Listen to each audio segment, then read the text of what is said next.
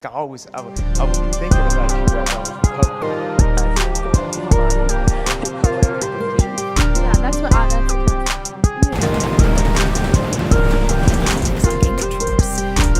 Here, there's app library and widgets on your home screen.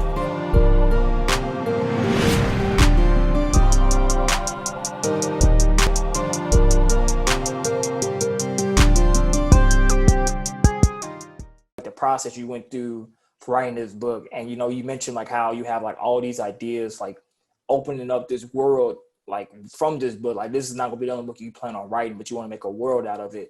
Like talk to us, like what is the struggles that you had to that you experienced, like going through this process? Because you broke it down earlier, like how when you initially was talking about this book, you just had all these ideas, and then we started like putting fingers to keyboard and start actually writing it down and like kind of jotting out these ideas. You kind of like started developing the book and these ideas a little bit more. Like what was the struggles that you went through in this process to like make this book, especially for you being a first time author and coming into it in a way that like not too many people actually go into making books in the first place? I would say the biggest struggle for me was the length of it. Because, see, when I first wrote it, I was so eager. I was like, I got to put this out. I got to put this out. I got to put this out, right? So when I first wrote it, I wrote it in 2019. I was like, hey, I'm trying to get this out by the end of 2019, which is very possible. But I think I would have been robbing myself and the people that's going to read this of an extra level of depth and insight into the book, because it was very raw, very, very, very raw. I think getting with the publisher that I had, I think the best thing I did for myself in order to prepare myself for the length and, the stress of going through all of this in the process is I was very, very open-minded. I kind of buffered it, right? So at the end of the day, it's my book. So an editor can give you all the suggestions in the world, but the tiebreaker is your book. Like, if it's not how you want it to be, then you don't have to make the change. I think people assume that because these people are here to help you, that you have to go along with every single change that they want you to make. I didn't. I mean, there were some changes that I was like, nah, it has to be this way because it just fits. And like my editors understood that. And then there were some changes where even though I didn't like it at first, I thought about it and I was like, dang, he's right or she's right, I should make that change to the book. So I would say each editor, my developmental editor and now, my marketing revisions editor, they both fit their roles to a T. My developmental editor helped me add things to my book that made it 35, 45 times better. Like the original story was good, but obviously because I had a first draft and I just wrote. One thing that you should do when you write, don't edit yourself. If you edit yourself, you will never finish it. You just need to get stuff, on the page. So there were plot holes that I didn't see. There were parts that could have been written better. Narration could have been, more in depth, tighter, that type of stuff. In the first writing of the book, Bethany wasn't that strong of a character. I'm gonna be honest. I didn't realize it until one of the editors, because we have an acquiring editor that reads everything and a cold read and lets you know their honest thoughts of it. She said that Bethany feels like a minor character. And I didn't realize it until I read through her critique and started looking through it, and I was like, yeah, I could see how she feels like a minor character, the person that's, reading this for the first time. Like how you see certain movies where, oh, the cute girl is like there a few couple scenes and here and there, but you don't really know that much about her. Mm-hmm. So I was like, okay, I had to make a more concerted effort to, increase her time in the book to give her more depth. And I feel like I did that, which I'm glad that someone gave me, the critique and was upfront about that, because that could have messed with the book a lot. Because if I'm making her a main character and she feels insignificant, it's a problem. Like, your main characters need to be memorable. You have characters that aren't main characters that are pretty memorable in series. If you think about Harry Potter, I remember Dobby, and Dobby didn't even, show up that much into the last few movies. Like, that's when he was the most prevalent, the last few movies of that series. But everyone remembers Dobby and how he helped Harry Potter and all of that. So that's the type of depth that I want to get characters. And even some of my, like I said, insignificant characters, I gave them that type of depth. So I think being patient with the process, and now when the book will come out, it's been 1.5 years that I've been working on this. And now that I've done this, I'm like, I don't think I could push out a book in less than 1 year and it be, fulfilling its potential. Yeah, I don't think I could. I think I would be robbing myself and the readers of the potential. So the goal is, now, if I can get to the point that some people can do this, not everyone, where I can write 2 books in a year or 3 books in a year and work on them all simultaneously. Some people can't do that because they start splicing storylines and the whole nine. So if I can figure out some system. Because like Tyler Perry. Yeah, I could be like Tyler Perry. Bop, bop, bop. So with the spinoffs, I think I'll be able to do that because it will be kind of like how you have American Pie, because I just watched the latest American Pie on Netflix early today. They'll splice the stories, but they'll splice because of central themes, like how you always see a Stifler or how you always see certain cameo appearances, and not the fact that, okay, all these stories are the exact same. Because if they all are the exact same as a spinoff, then that's just boring. So, yeah, it's been a grind, but the process and learning how to adapt to the length of this has probably been the most challenging. Because some days I'm like, and then other days I'm like, oh, I'm doing something that, a small percentage of everyone on this planet is doing. That's dope. Yeah. So, going through that experience and, going through those struggles and like going through the process of like writing a book, what was like one thing that kind of like stuck out with you that, initially going into it, you didn't think like was going to happen? Like, oh, I didn't think I need to go through this many rounds of edits, or I didn't think I need to like talk to this person, talk to this editor. Like, what was one thing that you like picked up writing this book that like you didn't think was going to happen at first, but like it just popped up at you, and there's something interesting about just the whole writing process together?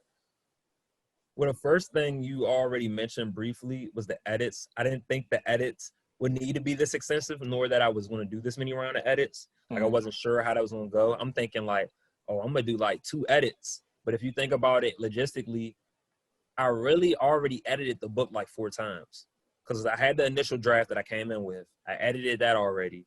Then I did 2 rounds of revisions already with the marketing editor. Then the copy editor's going to come in. Then the proofreader's going to come in.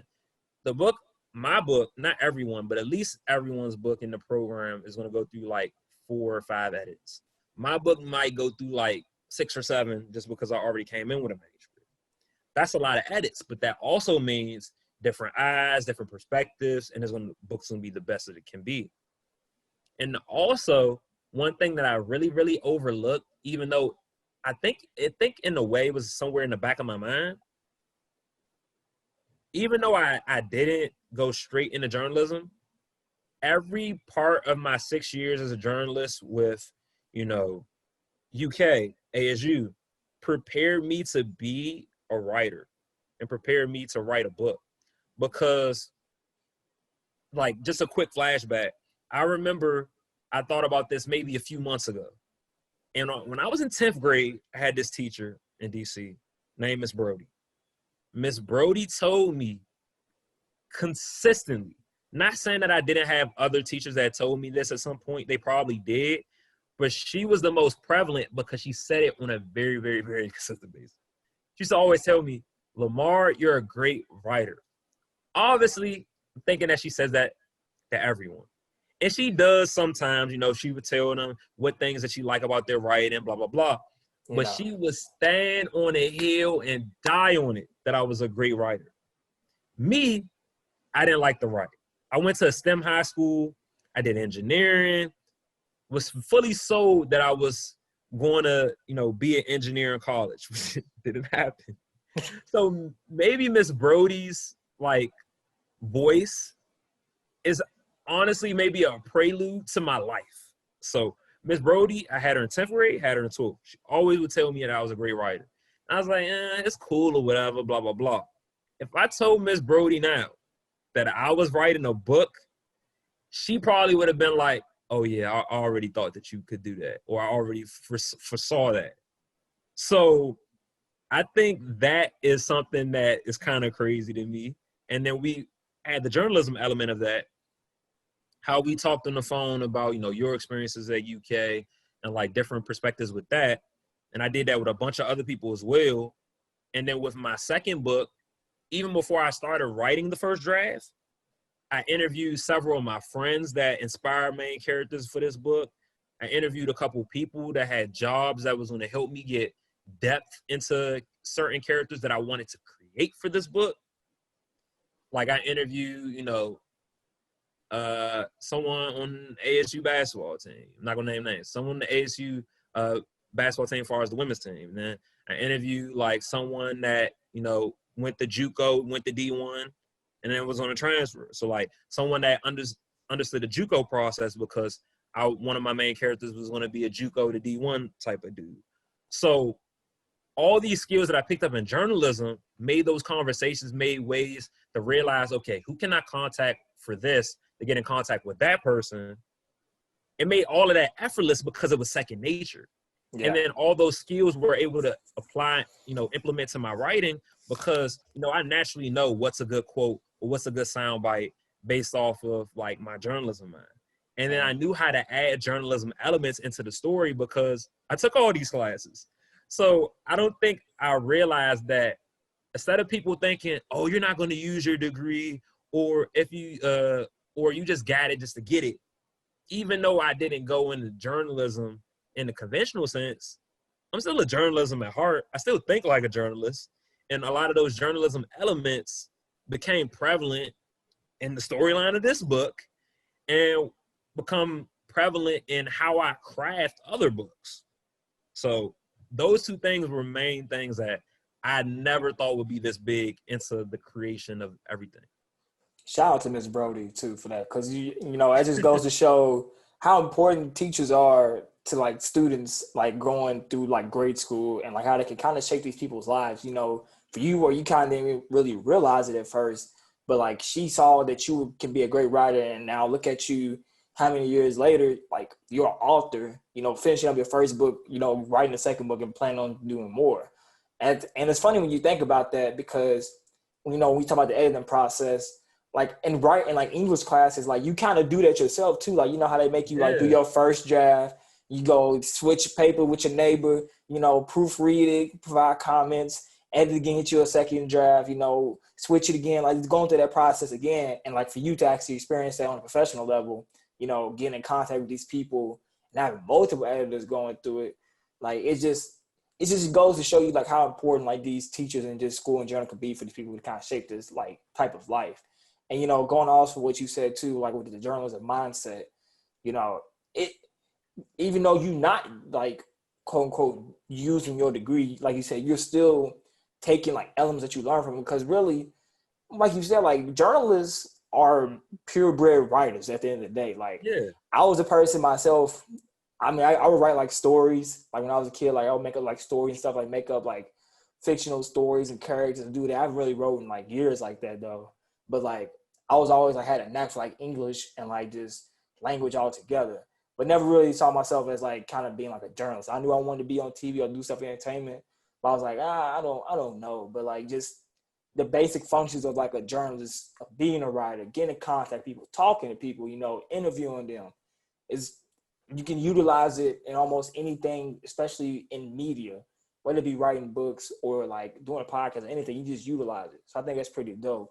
How did you go about getting in contact with the right people to even start this book? Because you not coming from that background of like being you did come from a background of being a writer, but like a professional background of like writing books and kind of being in that field already. Like, how did you go about getting in contact with those people to like get this kind of started and up off the ground and get the wheels rolling down the street, you know? Yeah, no, I feel you. I just want to say, first of all, I'm not a devout Christian, but I'm blessed, man. I thank God because, one, I'm lucky to even be in this position because just turned 24 in July. I'll be 24 and I will be a published. Leo? What? Are you a Leo? No, I'm a Cancer. July 9th. Yeah. Ain't nobody So, working that. yeah, so I'm 24 and I'm gonna be a published author. Not too many people can say that, right? Right. So that is gratifying enough, but the biggest shout out is I want to shout out my friend Nicole Corinne. Nicole Elrich, she did Cronkite News with me last fall, and both were journalism majors, whatever, both graduated from Cronkite.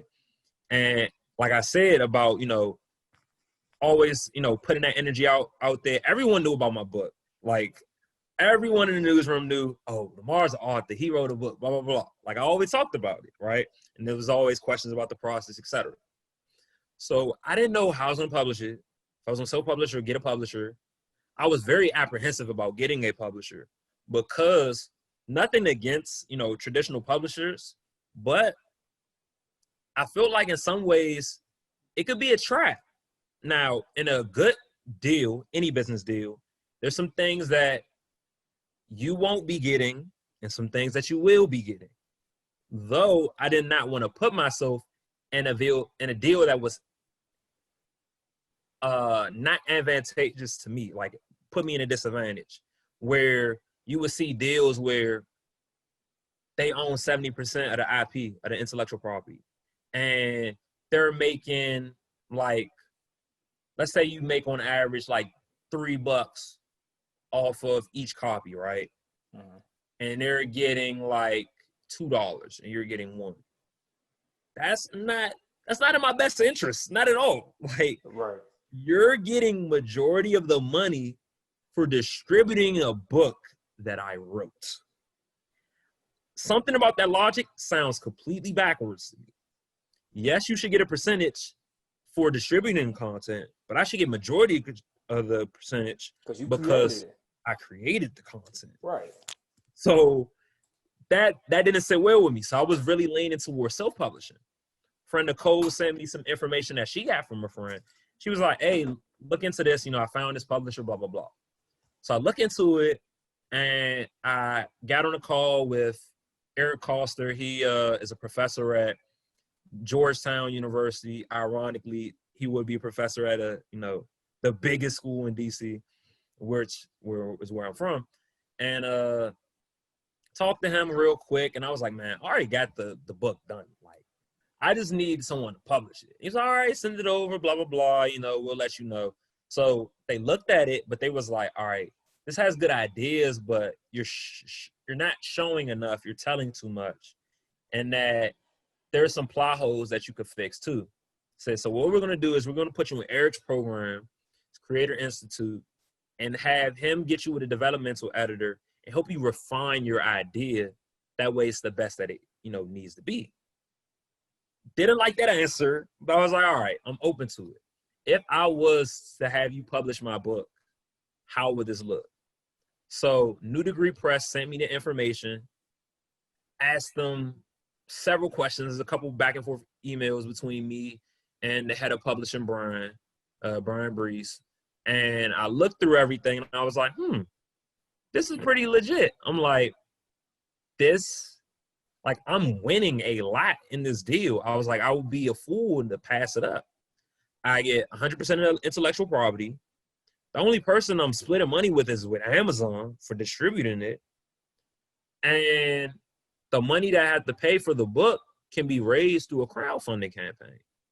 Now, that can be dicey because majority of the people do, but there's a small percentage of people who don't raise the money, or they choose to pay the money up front to get it published. But I was like, man, I'm charismatic enough. I could get that money raised.